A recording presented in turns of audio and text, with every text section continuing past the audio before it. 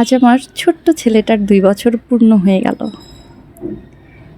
এই ২ বছরে বুঝেছি একটা সন্তান শুধু পৃথিবীতে আসে না বা শুধু ঘরেই আসে না, সে একটা মায়ের পুরো পৃথিবী হয়ে যায়। ও যখন ওর ছোট ২ হাত দিয়ে আমাকে জড়িয়ে ধরে, আমার বুকের ভেতর মুখ লুকিয়ে শান্তি খোঁজে, তখন মনে হয় আমি যেন ওর সবচেয়ে নিরাপদ আশ্রয়।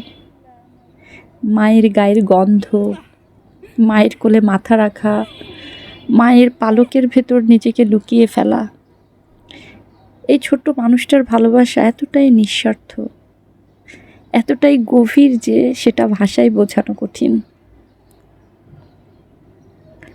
ওর ছোট ছোট পায়ে হেঁটে আসা, আধো আধো কথায় মা ডাকা, রাগ করা, হাসা, আদর চাওয়া, এই সব কিছুই আমার জীবনের সবচেয়ে সুন্দর অনুভূতি।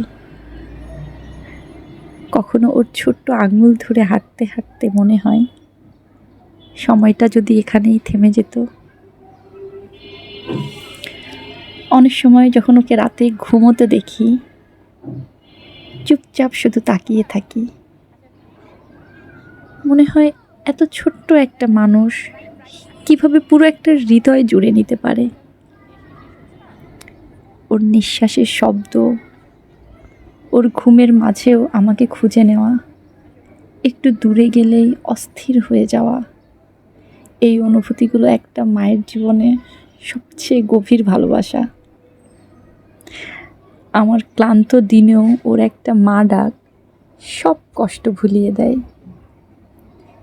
জীবনে যত ঝড়ই আসুক, এই ছোট্ট মানুষটার মুখ দেখলেই মনে হয় আমি পৃথিবীর সবচেয়ে ধনী মানুষ, কারণ আমার কাছে পৃথিবীর সবচেয়ে নিঃস্বার্থ ভালোবাসাগুলো আছে।